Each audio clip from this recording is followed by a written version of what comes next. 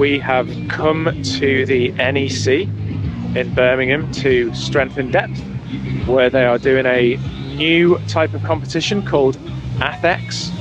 So having done Hyrox in the past and being a Crossfitter as well as a runner, I thought I would come and check out what it is all about to potentially take part in one in the future. So hopefully I'll give you all a bit of an insight about what it is, and yeah, we'll see what it's all about.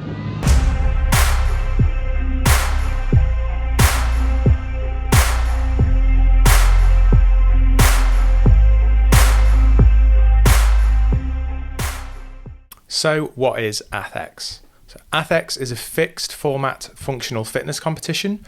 What that means is that every ath-x event within a season retains the same workouts performed in the same order, similar to what you might have seen or experienced at a Hyrox event.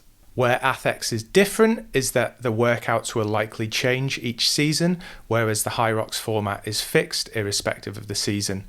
It also feels a little bit more attuned to those with more of a CrossFit type background than Hyrox, with some more technical movements included. ath-x has two divisions, ath-x and ath-x Pro, and is currently only a pairs competition, either same-sex or mixed, and 2023 entries cost 160 Great British pounds per team. The workout lasts approximately 2.5 hours and is split into 6 zones, 3 workout zones and 3 recovery zones. The names of the workout zones will feel very familiar to those with a CrossFit background, with strength, endurance and metcon zones. So what are the 2023 workouts? Well, you start with a 30 minutes in the warm-up zone before starting the first workout, which is the strength portion. In the strength zone, you have 16 to 18 minutes, depending on the division that you're in. You begin with a shoulder to overhead 1 rep max from a rack with an Olympic bar, which lasts 8 minutes in the open division and 6 minutes in the pro division, with both members needing to set a 1 RM.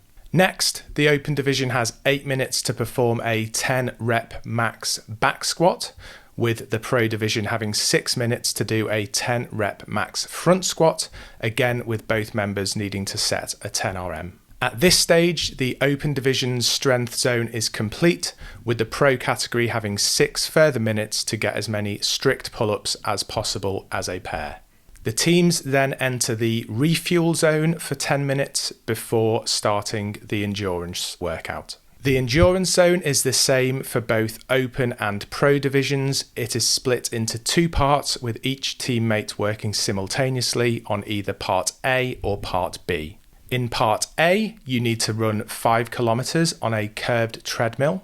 On part B, you need to complete a trio of distances on Concept 2 equipment, with 1 kilometer on the ski erg, 2 kilometers on the rower, and 5 kilometers on the bike. Teammates can split the work as they like within the 25-minute window. After the endurance workout, the teams then enter the recovery zone for 30 minutes. And finally comes the Metcon X zone. In the Metcon X zone, you have a 30-minute time cap, and the teams need to share the work to complete the following for time. It starts with an 80-meter sandbag carry, that's 40 meters per athlete. The teams will then complete 40 dual kettlebell thrusters, splitting up the work as they like.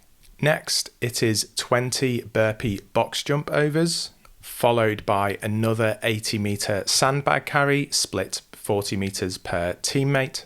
Then there are 40 dumbbell snatches from the floor. These are single arm in the open division and they are double arm in the pro division. Next comes 20 line-facing burpees, which have to be performed in synchro in the pro division. And then comes another 80-meter sandbag carry, once again split evenly between the 2 teammates. And this is followed by 40 sandbag squats, and finishes with 20 meters of burpee broad jumps, with each athlete having to complete 20 meters. And then that's it. You are done. So what were my first impressions of ath-x having watched it?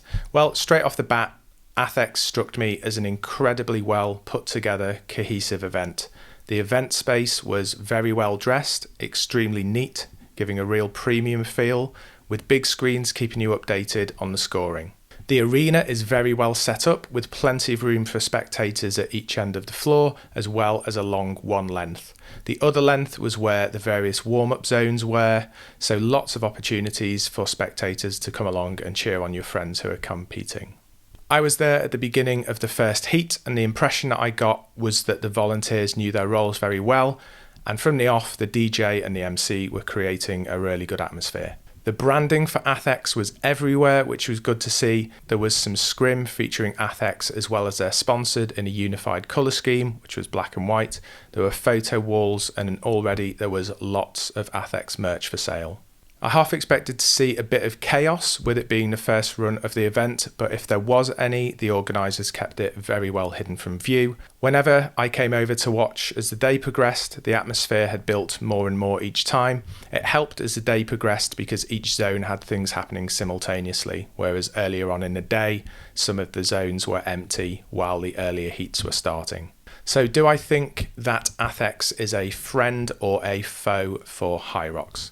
Well, given the explosion in popularity of Hyrox, with events selling out quickly and prices rising almost as quickly, it's clear that there is a real appetite for indoor fixed workout endurance competitions, and the demand is pretty much outstripping the supply at the moment.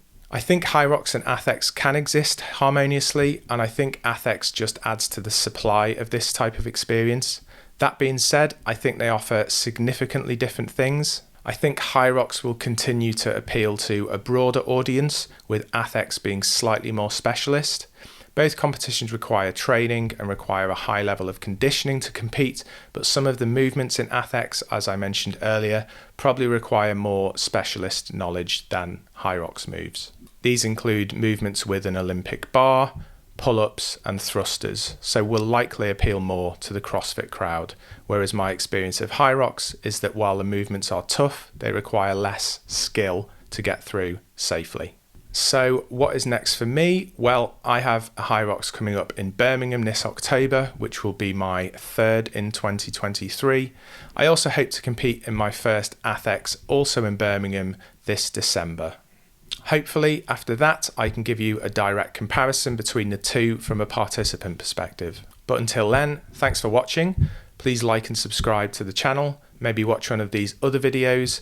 Drop me a comment if you've got any questions or observations in the comments, and we will see you next time. See ya.